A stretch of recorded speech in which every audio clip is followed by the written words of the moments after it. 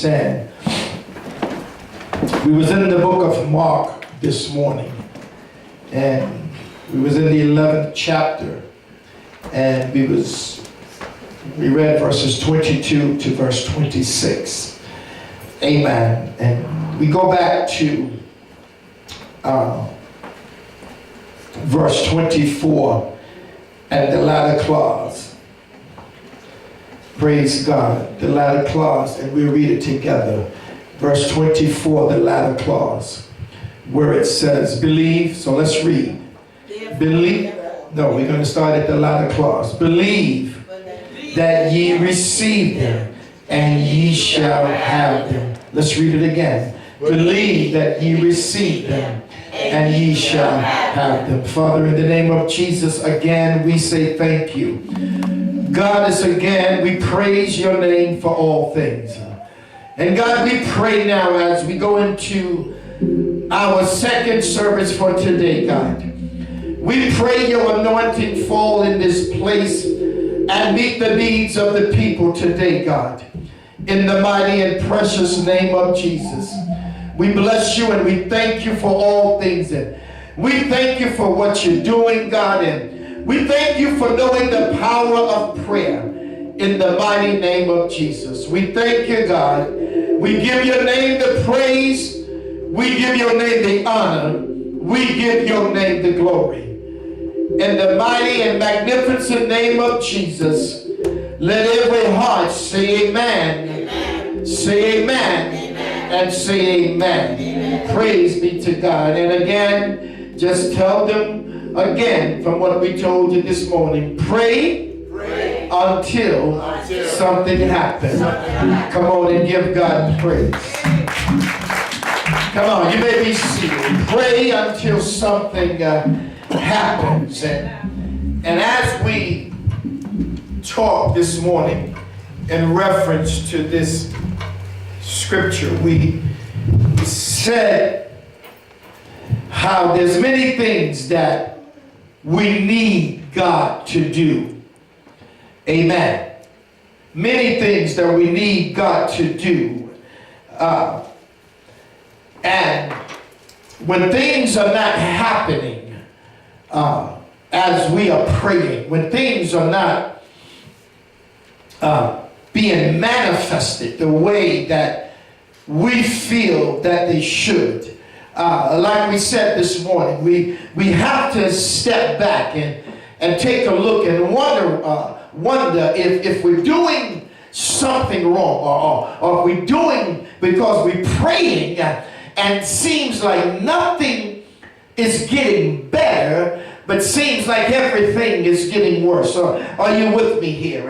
And we talked to you and we told you that you must abide in God, because if you are abiding in God, which means that you have that personal relationship with God, then your prayers they should be answered. Are you with me? And we gave you the scripture which was John 15:7. But to go a little further, I believe that when you're praying, you must believe and praise God that's like it's already happened. Are you with me? Because when you are praying, and as the scripture said, it says, believe that ye receive them, and ye shall have them. So what he's saying is that you got to believe before you even see it.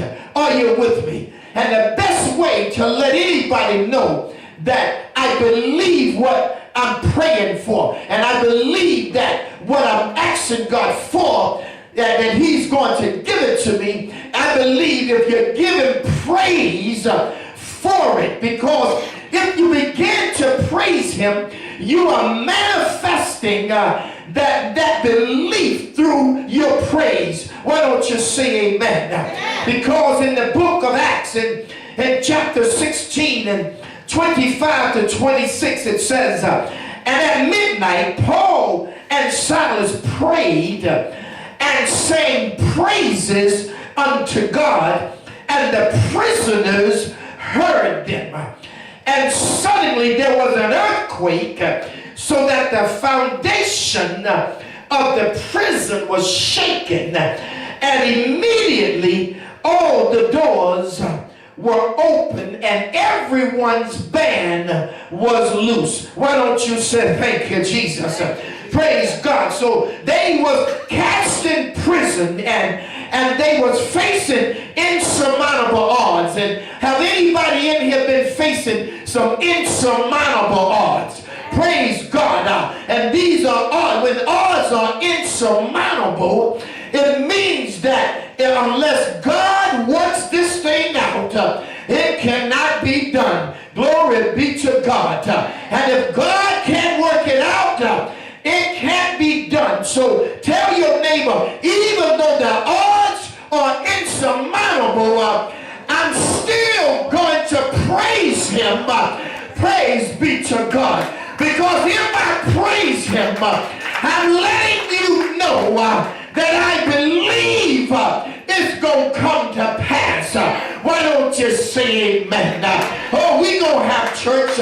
Y'all might be tired from this morning. You ain't no tired than I am.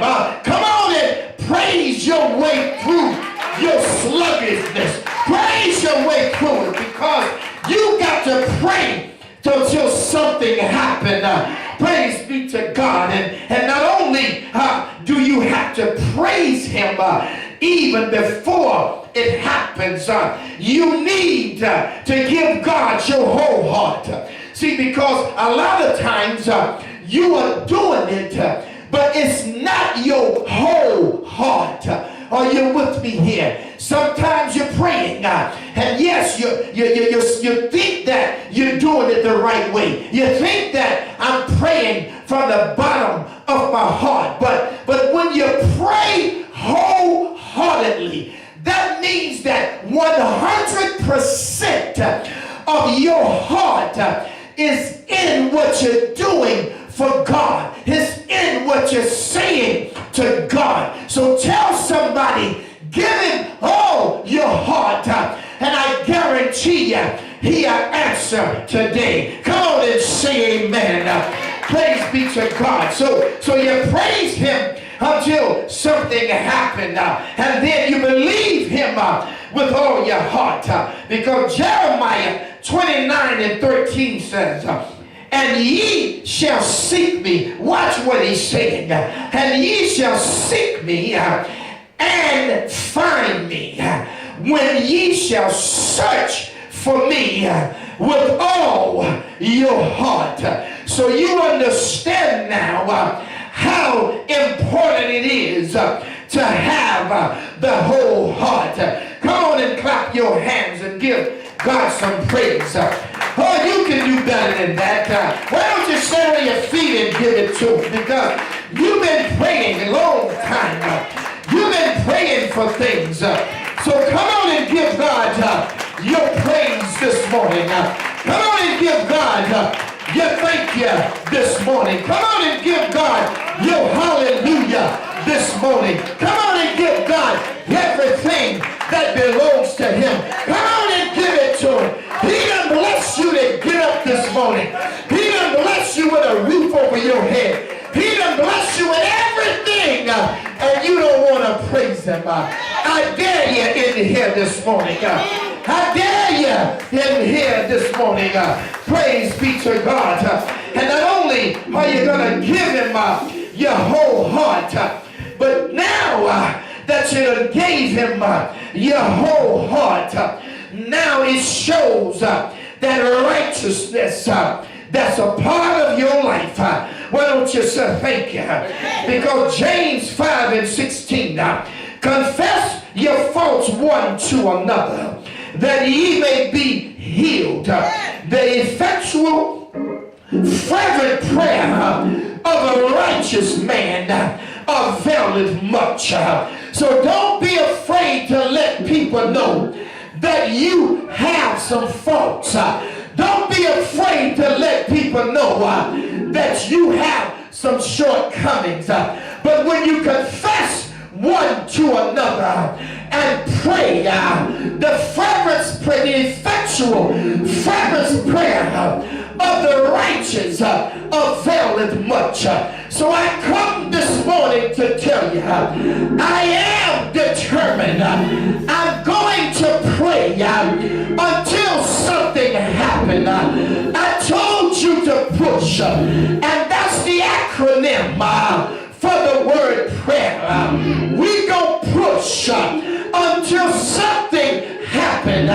Why don't you say amen? The people of God, you got things before God. You've been waiting a long time. You've been praying day in and day out. You've been asking God, when God is it going to happen? I know he told you it's going to happen, but sometimes on the journey we get a little discouraged. We get to a point and say, God, is it really going to happen? That's when you sure enough got to push. Glory be to God. That's when you sure enough have to get down on your knees and say, Father, I stretch my hands to thee. No other help I know. If thou would draw thyself from me, whether God shall I go? I'm gonna push. I need deliverance. I'm gonna push. I know God. Deliverance comes by you. I know God. If anybody can deliver me, you can do it. You delivered Daniel out of the lion's den. You delivered the children of Israel out of Egypt. You can do it. And I'm going to push until something happens. I'm going to push. You got things you want. He'll knock you down. He'll give you a temporary setback. But I come to tell you, don't shed no tears, but just push, because it's going to happen. You want it? You want it. If you really want it, just push. Your finances have been stale for so long. Your finances, the devil have bind them up. Your finances, you need your finances in a better shape than what they are,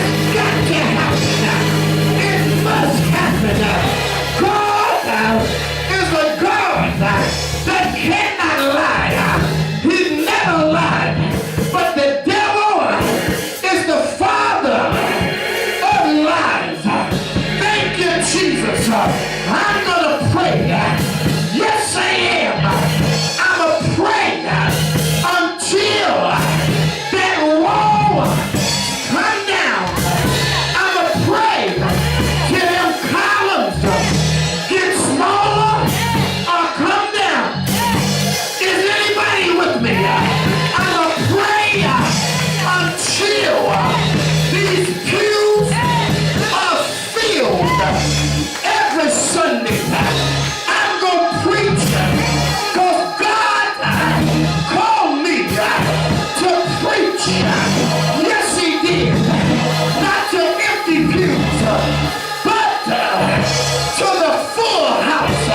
I'm going to pray until something happens. Give your neighbor a high five. Say, neighbor, neighbor, neighbor, neighbor. Push, push, push, push. My children are not with me, but I'm going to push, because that's the order of God. They belong with me. My family belongs together. Push. Yes, my church should be on one accord. Push. God's gonna do it. After a while, don't give up. Don't give in. But keep on pushing. Yes. Yes. Yes. And sooner or later, I can speak. You can speak to the mountain and say, mountain, be thou removed. Get out of my way. Mountain in your lives. Tell the mountain, I'm going to push until something happens. My anointing,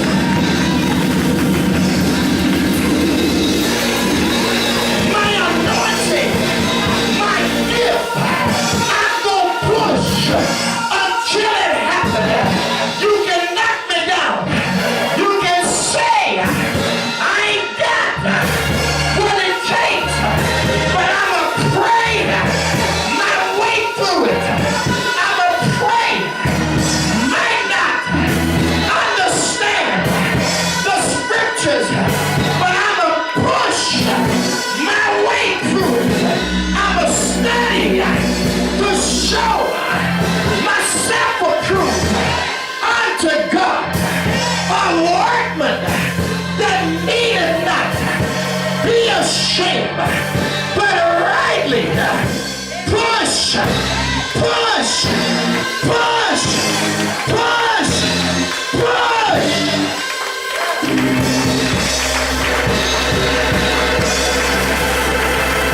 Push, push,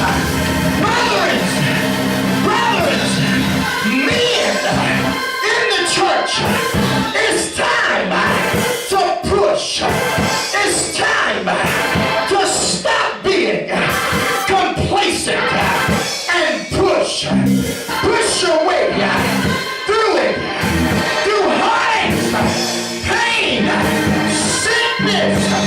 Push, push, push. Pray until something happens.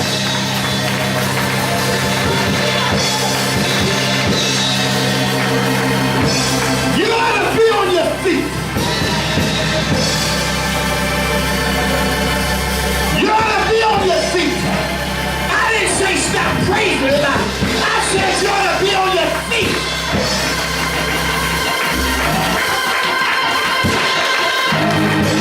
Now come on and praise it.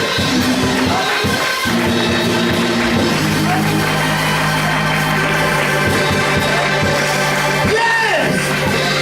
Yes! Yes!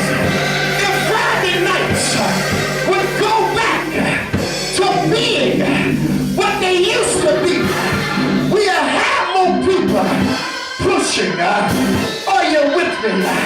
If the church would get in the right place, we'll have some people that's pushing. Praise be to God. Pray until something happens. Glory be to God. It's no reason for us to live a defeated life. Come on, church. Come on, I'm talking right. You might not say amen, but it's the truth. I'm telling you, we ain't got I know he comes, but every time he comes, he should not knock us down. We can stagger, but we shouldn't fall. Do y'all hear me? Hey, I didn't say he wasn't coming. He is coming. That's his job. But if I push long enough, I guarantee you, he gonna have to go. He gonna something gonna have to take place if I keep pushing. And I want us. Y'all just don't know how my wife and I pray for every one of you. Y'all don't know the things that we go through. Baby, am I talking right? Everywhere I turn, somebody is asking me to pray. Amen. And the people that's asking, and I'm not kicking and I'm not knocking and I'm not bragging, but the people that are asking are in the church. Let me tell you something. You is more than just going to church. You got to abide. Like I said, you got to do it wholeheartedly. Like Jeremiah said, you got to give him praise before it even happens. Like we said in Acts 16, 25 and 26. There are conditions that must be met. And if you meet the conditions, God will meet you. Do y'all understand me? You want to be healed, but you don't want to give him your whole heart. It can't happen. It can't happen. I didn't say God can't answer prayer. I said it can't happen. Because God requires your all. Jesus gave his life. There was nothing else for him to give. He gave his life. Amen. That's right. And if you want the things that you want, you're going to have to do the same. You're going to have to sacrifice. You're going to have to give your all.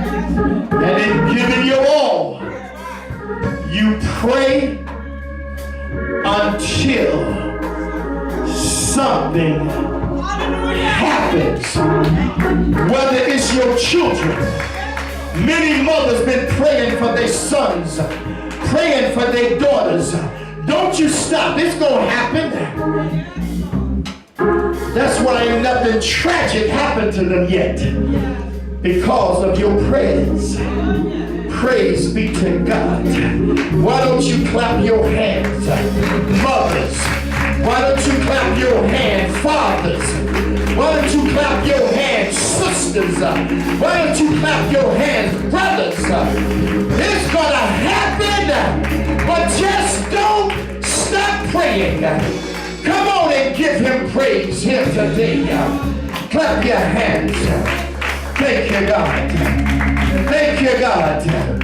This morning, if there's anyone here that desires to be prayed for,